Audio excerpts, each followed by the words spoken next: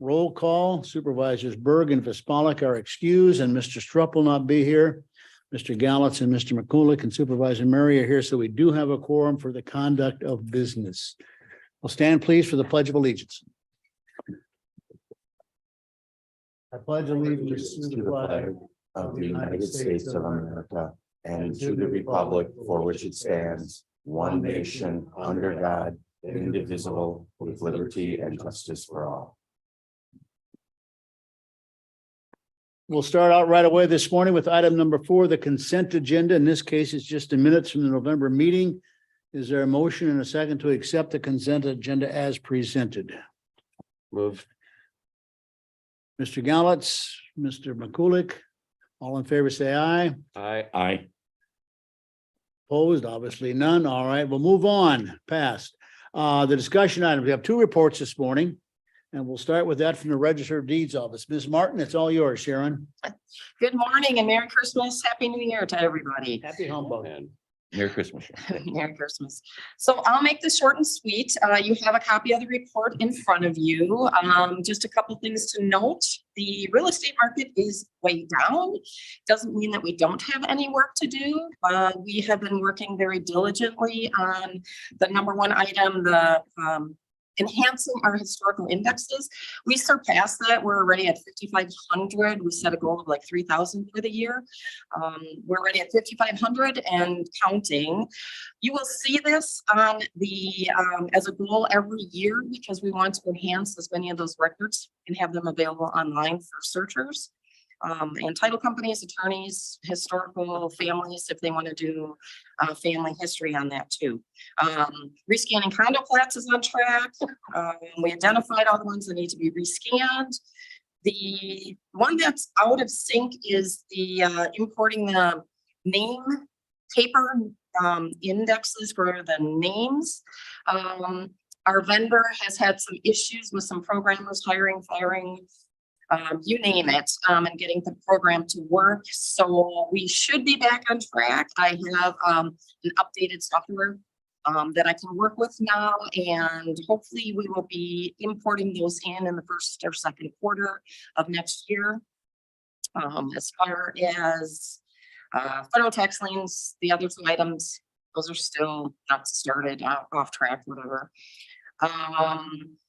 The real property listing, unfortunately, I was going to introduce Brian to the ones who haven't met him yet. He is out of the office this morning. So we've had a few illnesses running through our office, not COVID.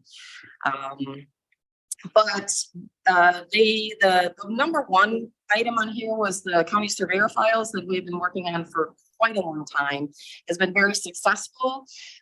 This time of year, a lot of the surveyors who did plats and surveys would hold onto them, and they would mail us, drop us envelopes, multiple envelopes of plats of survey that they had worked on all year long.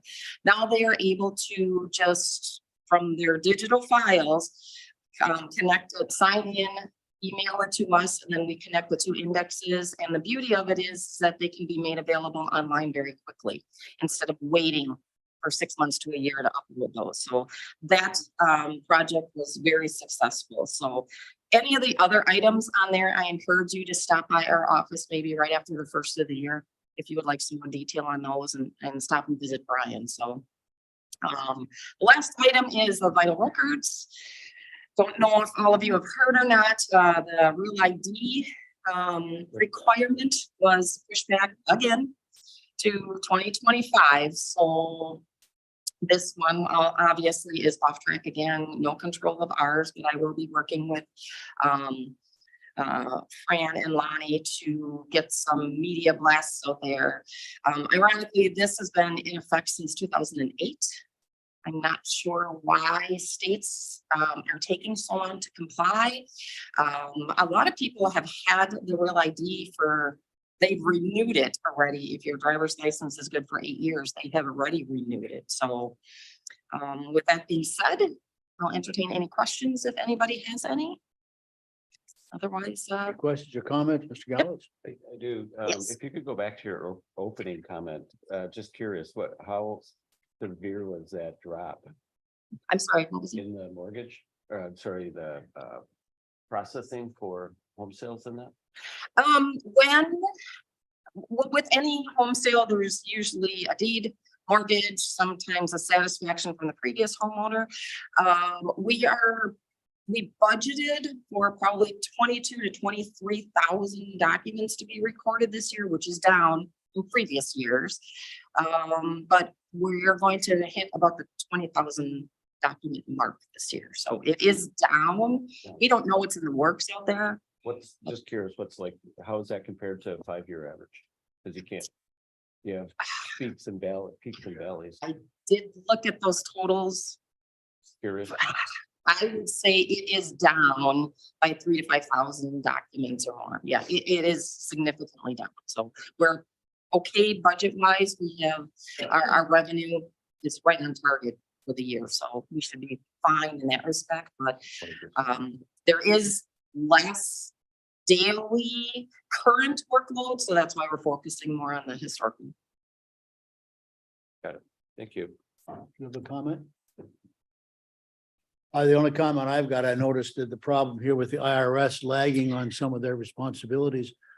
Perhaps once they get their 67,000 new IRS agents, and that would be resolved. So, Yeah, unfortunately, I don't think it's gonna affect that. This part of it, I reached out through one source, and I think because it was an election year, nobody was returning calls or paying any attention to this. So I'm hoping when the new legislature gets up and going, that we can poke a few people again and say, hey, can you revisit this again? So maybe in March. any other questions or comments? Thank you, Sharon, and happy holidays to you and your family and your entire staff. Thank you very much. Thank I you, will Sharon. pass it on for Thank you. you, Sharon. Thank you. Let's move on to the report from community development, and that should be Deb, I guess. Yep. Good morning. Good morning. You should have the report in front of you. Over the last 3 months, we've been working real diligently on moving the next gen housing initiative forward. Lots of meetings with our local governments. Our 3 pilots are moving along. We've got a lot going on in the department, doing really well in meeting all of the goals. We're on track with everything that's in the report, and finished the first one, which is the purchase of development rights research. So do you have any questions? I'll be happy to answer them. Any questions from anybody here? I'm assuming we're reserving questions about the agenda item, which kind of relates to next gen housing, so we're Yes. reserving that. Okay. When we get into that discussion, that item, yes. All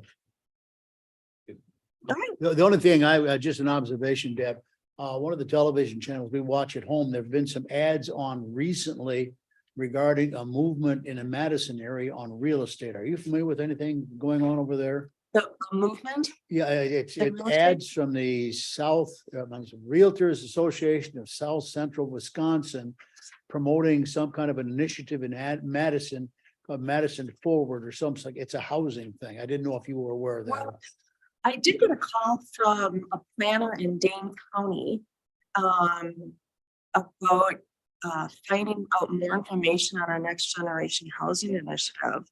And I'm setting up a meeting with them. They're interested in knowing like what we're doing and what our goals are and how we're going about meeting those goals. But beyond that, I haven't heard. They're in the process of updating their housing plan.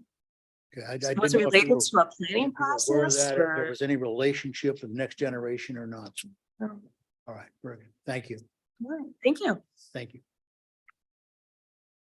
Moving on to the action items. Action item A, 2023 fee changes for land resource services and waiving the subdivision review dues for deeds for NGH initiative.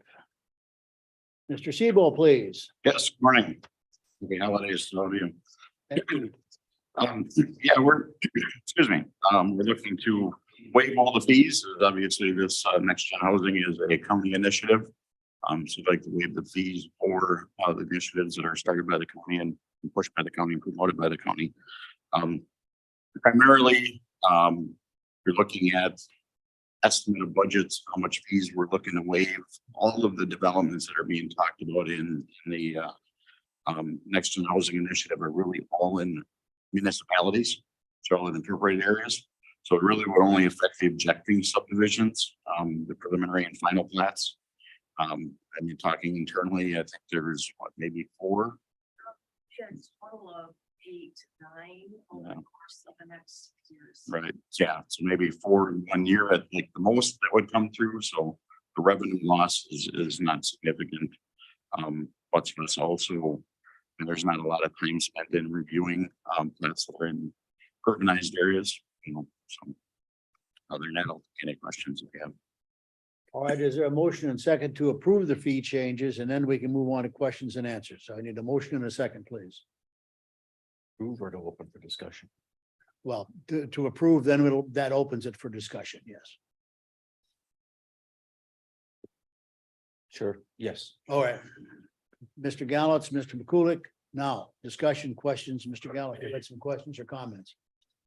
I struggle with this one because why should this program have a leg up than any other development? Right?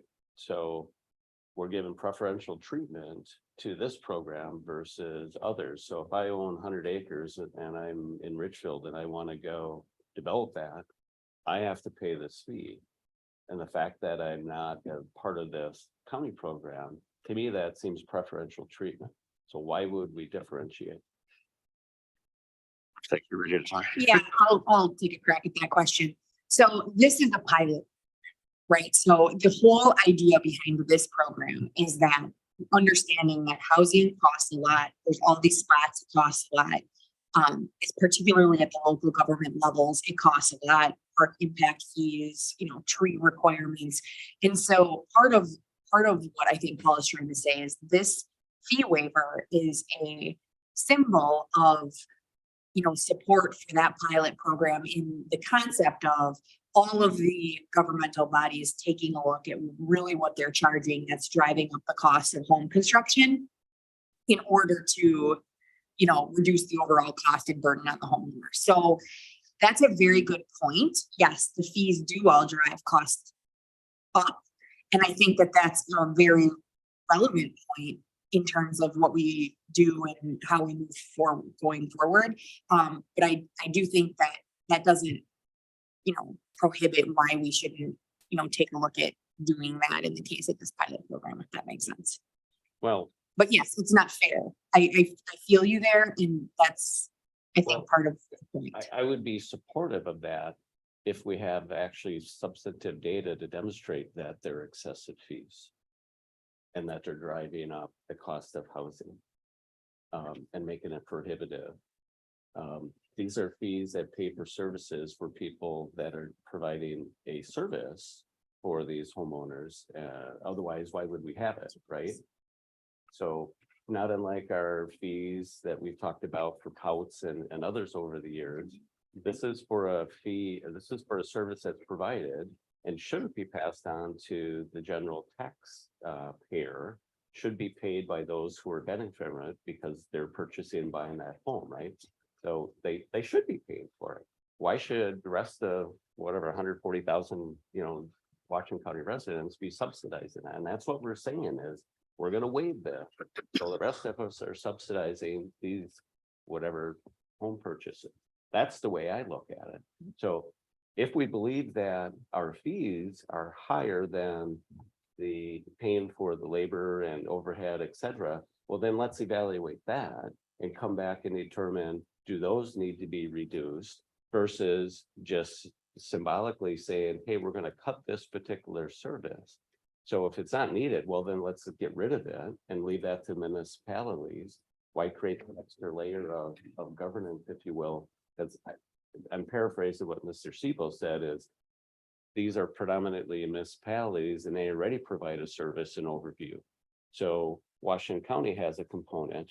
Well, if that's, what's the word, superfluous, whatever, duplicative, well, then let's get rid of that. Let's evaluate that. Do we need that then when we're coming from a municipality versus, you know, a township. So that's where my concern is. Can I step in? I think all our fees are subject to a time frame. You know, and if next gen housing all of a sudden starts to boom and we're seeing, 30, 40 developments under this, under this label, then I think we have to reevaluate our fees. And I mean, our fees are looked at every budget time. So it was asked out of the county exec's office to see what kind of fees we can waive to help this, the early initiative of this thing to get going and get moving. So it's like, all right, that's the only fee that Land Resources has that would be involved in the next gen housing. So, But to your point of the duplicative efforts of the municipalities and us not spending a ton of time on objective authority fees, back to the comment about this being a pilot, I think we would support just temporarily suspending all objective authority fees. Because, until we have a chance to evaluate it. That's gonna comment on your question about the data as it relates to driving costs. Yeah, for next gen housing, what we've found in the research that we've done, and it was research done by the EDWC and Tracy Cross, and the staff has done some research, is that it's what we're calling it is the missing middle. It is that the homes that are being purchased by the single worker, the young family, who cannot afford the cost of the homes that are being sold in Washington County. So we call it the missing middle for our residents who want to actually live in the communities where they work. For example, the village of Slinger, the teachers and the police officers that contribute every day to build that community cannot afford to even live in that community. There are no homes for them to afford. So there's this missing middle that we are filling with this effort. And it's not just Washington County. This missing middle is across Wisconsin and the United States. It's being recognized. And for all of these years, the last 20 years, where municipalities have worked with businesses and drawing them into their communities, however that was done financially, communities are now realizing that they need to do a similar effort and building these homes that the workforce can afford. So for Washington County, it's not just about the fees for the objecting authority. We have been working with the local governments and the builders and the real estate agents and the lenders for every step of this process, from the engineers and planners all the way through to the sale at the banks on what are ways that we can reduce the cost of these services. And that includes the subcontractors that the builders are going to be using. So we are talking to them at every step of the way and trying to reduce the overall cost of these homes. So the people who want to not only work in Washington County, but live in Washington County and contribute to the county, they have a place that they can call home. And so we are in the process of collecting all of the fees from our pilot municipalities, and they've been ranging and averaging like between, I think I don't have the numbers in front of me, but I think it's around like 8,000 to 10,000, for all of those fees for one home. It's a lot of money. So this is just one small component, and we are asking, as a county, our pilot municipalities to reduce or waive their fees or contribute something to this effort. You have something to say, Jeff? I agree with that. In the big picture, Paul said something about maybe getting the municipalities and other services to think about reducing their costs.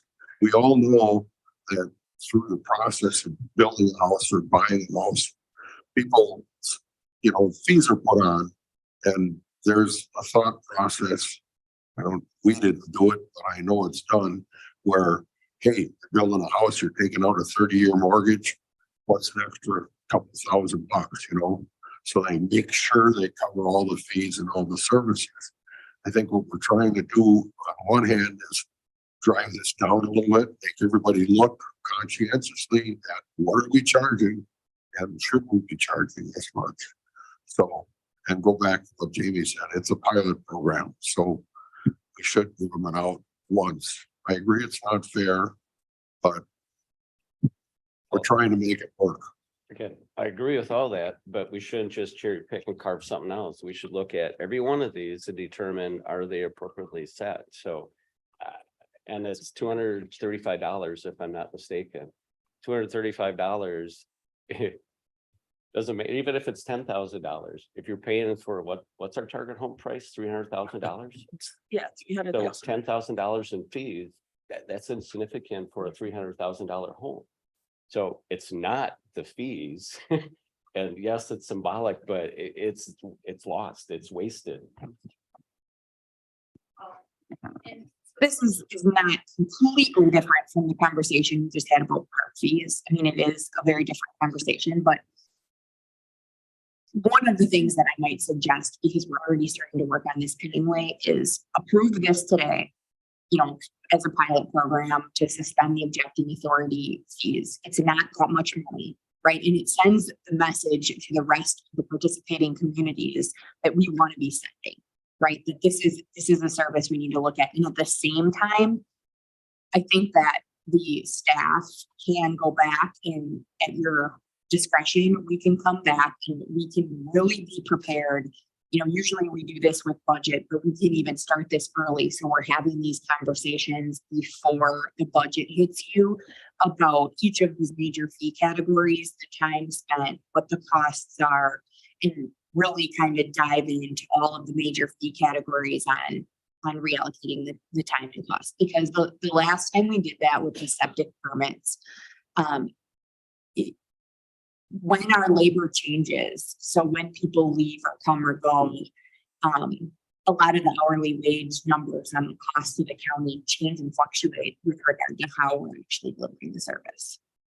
And so there might be changes that we've made that cut the time spent or reduce the amount of time that we're actually spending on the reviews that might merit us taking another look at what those total costs are. So, I mean, we're happy to do that. That's our job. And if that addresses your concern about, are these really truly accurate, and are there areas and ways that where we're overcharging? I think that is a good exercise that should probably be completed.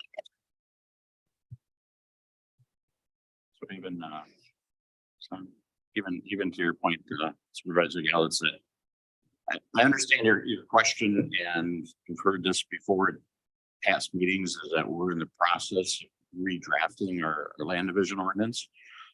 That's one thing we're looking at, is actually turning our objecting authority review internally into it at the staff level. But also there's only about 20 other counties that are actually objecting authorities in the planning manual at the state that are recognized as objecting, planning authorities. So we can even look at that and say, is that even a needed service?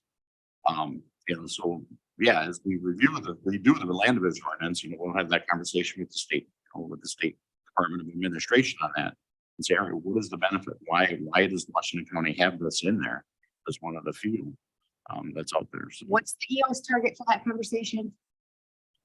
I think you told me December 1st, but it's to start December 1st and identify it. So I mean, we've been identifying areas. So, but yeah, that's this December's project. It'll go on for several months, but yeah, it'll be surely. Mr. McCullough. So I want to say that I mirror exactly what Brian has said. And when this came up for the funding for it, I was against that. And what we're really saying is we want to create something, and we want to do something better than the private sector can do. But we want to exempt ourselves from some of the costs that they have to do their business. And I just find the dollars are insignificant, but I think symbolically it says a lot.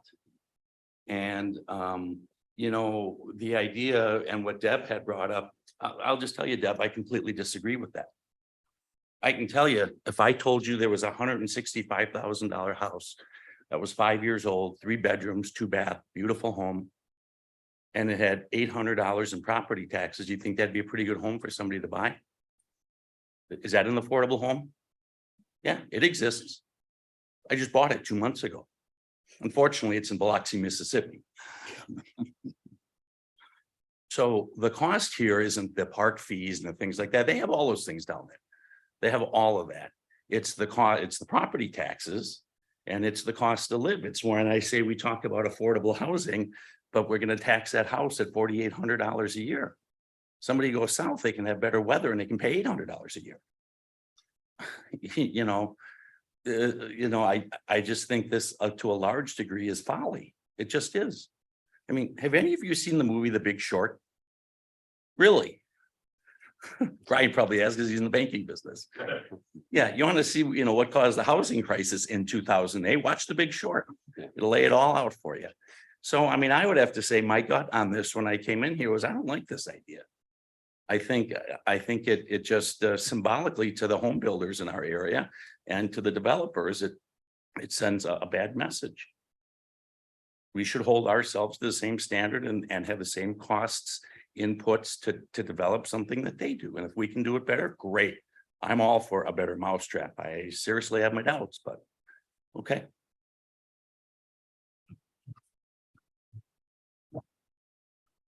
The questions or comments, Mr. Slide? I would think twice about getting rid of the objecting authority thing, just on the chance that somebody wants to build a monstrosity of subdivision somewhere, and we would still have the final say. But having said that, in real practice, we don't do much of a review, right? Well, the objecting authority is only those that are in the incorporated areas, so the villages and cities. They're already And- reviewing. And we have very limited review of what we can comment. I mean, very small on what we can comment on those objecting authorities. So whatever kind of development they wanted to do, I mean, if it's still a monstrosity development that just is, they want to do purple houses and everything else, we wouldn't have any say in that anyway. So yeah, And they're already doing a review. That's the whole point, is they're in a municipality. So us being an objecting authority is really a superfluous review. You don't do much with it. There's no value added, if you will.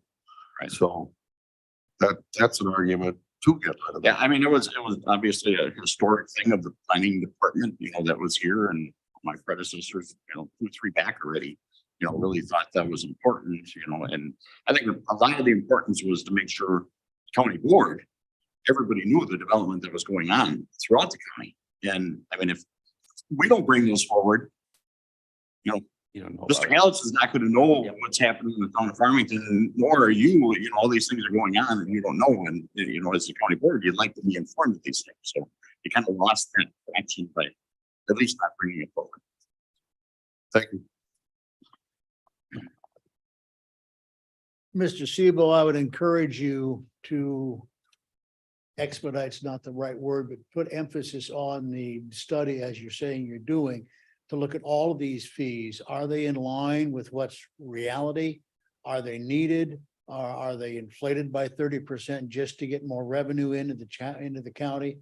And I would like very much for your group to come back, whether it's you, Deb, or whoever, to come back to this group in a timely manner and say, okay, these are the fees, we've looked at them, and this is where we're suggesting some increases because we've got increases in labor at the county level to do these things. And this is where we have some decreases because technology now allows us to do this in 1/5 of the time, and such that we can do a real solid study of that fee structure. Is it appropriate? In some cases, is it needed?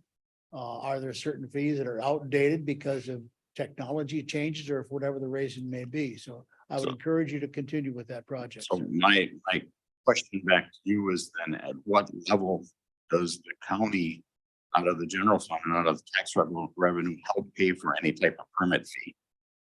Because if I went back and truly did those numbers, I will guarantee that we will come back and we will probably quadruple every fee that we have out there. I mean, when we bring a budget that's, based on the staff that just work on permitting items, and there's still $150,000 coming from the general fund. That's not covering our cost. So if you want me to do that, yeah, and adjust your fees accordingly, but it's gonna scare, some might go down. Maybe in the sanitary area, they might go down. And usually when we do fees, we especially compare ourselves to surrounding communities and surrounding counties and stuff like that. That might go down, but I'll guarantee the shoreline zoning and other stuff is gonna go way up, just from the time staff are involved in these projects. So I think what I heard you say. Yes. Is the fees have never been intended to fully cover the cost of said individuals reviewing and approving and et cetera. Correct. Okay, understood. Then again, hate to use your word, but the 275 gestures folly then. So no, no.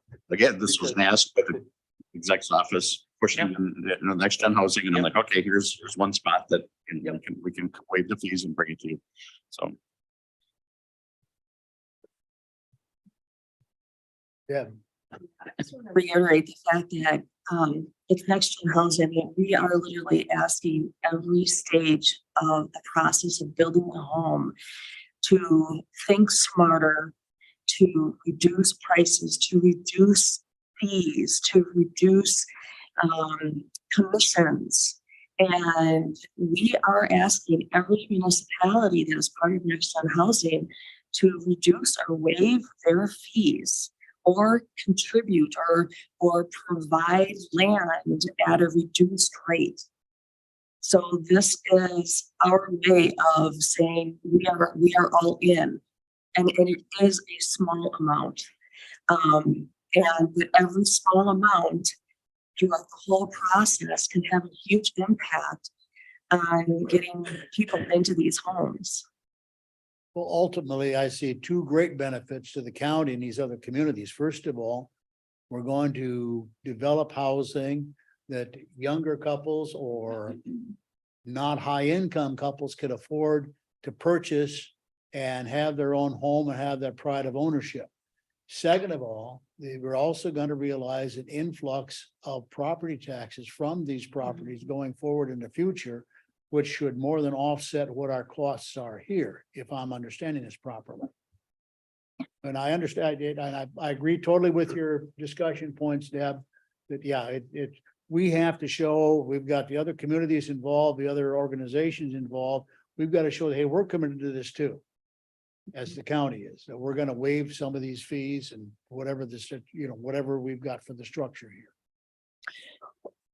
And to your point, for each one of these pilot developments, we are going to be working with the EDWC and putting together a return on investment impact analysis. So that information will be available for every single one of these projects. So we'll have real numbers as to what that benefit is going to be to the county.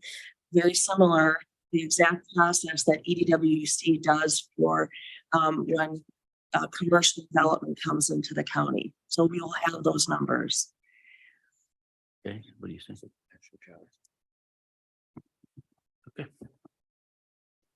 Something you want to share or? No, Brian was just showing me something, and so I want to speak to Deb's point. The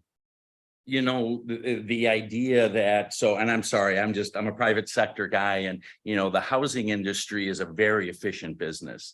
I mean, there's cost variables in it, like there is in any business with regard to, fees to develop and impact fees and parks fees. And just like you were saying, those things all change all over the country in a large sense. And I've lived in other areas, and those things all do apply, but it's a very efficient business. And so, a home builder and a developer is out to drive cost out so that they can, either make a larger profit margin, or they can bring the price of something down that brings more customers into something, right? That's a market efficiency.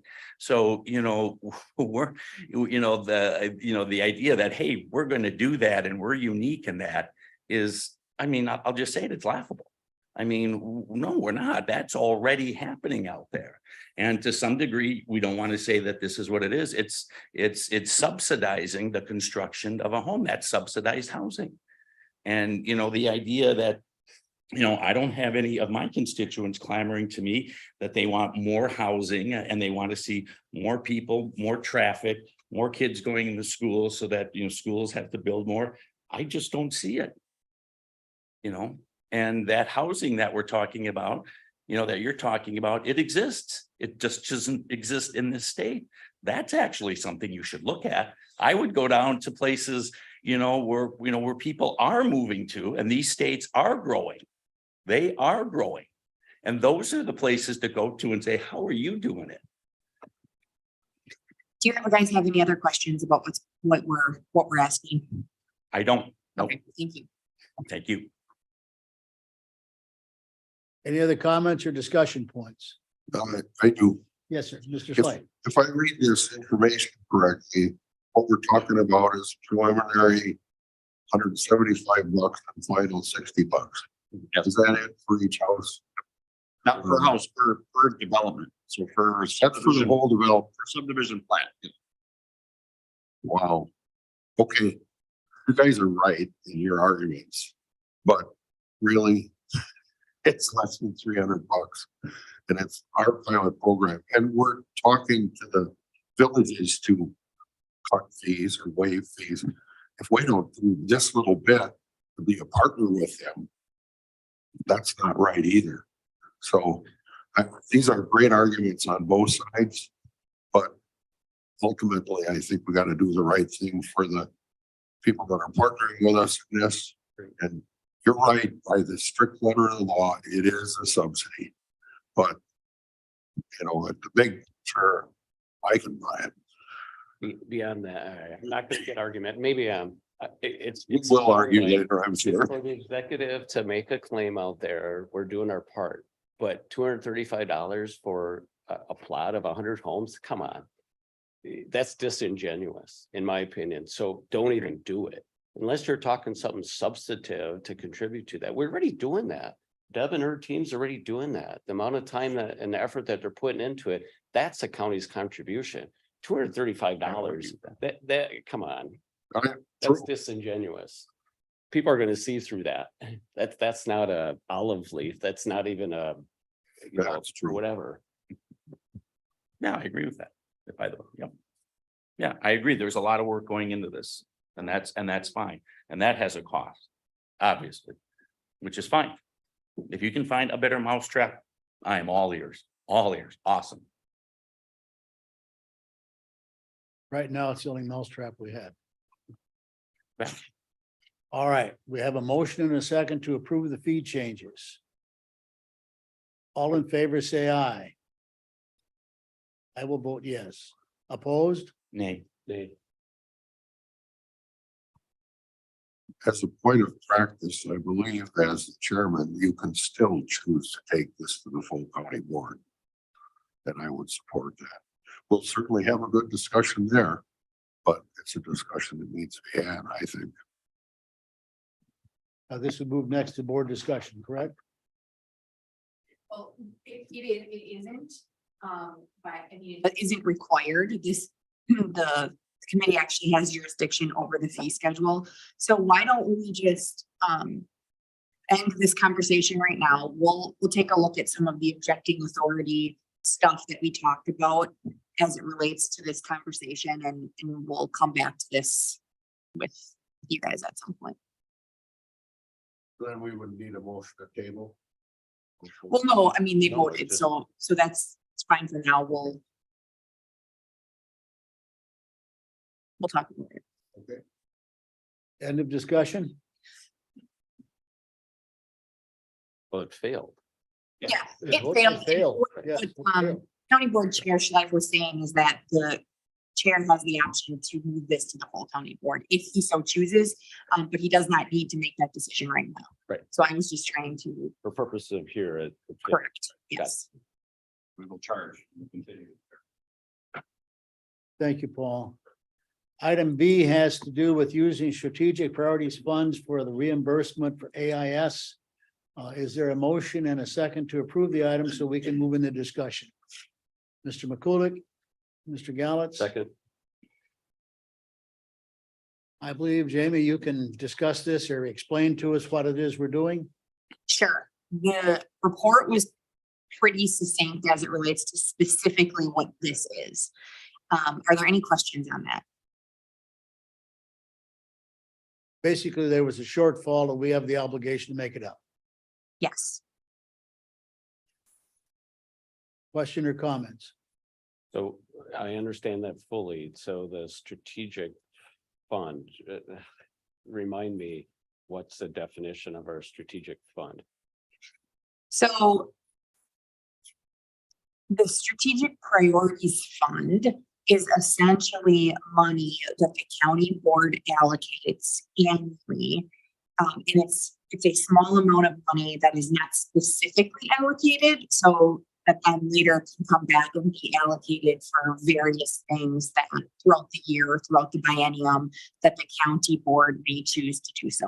So most of the strategic priority requests end up through the executive committee, depending on kind of what they are. So I believe that another example of one of those recently was there was some use of that money to support some of the salary of the policy director, which was a Matt Furno for a short period of time, because there was some changes in the budget. So it's really a flexible pot of money, but it isn't specifically allocated. So it was never allocated to me for the fairgrounds through the budget process. So this really just kind of is the process that we go through to say, the fund has that money available. It can be used on this. And so now we're going to go over here and we're going to give it to the fairgrounds for this purpose.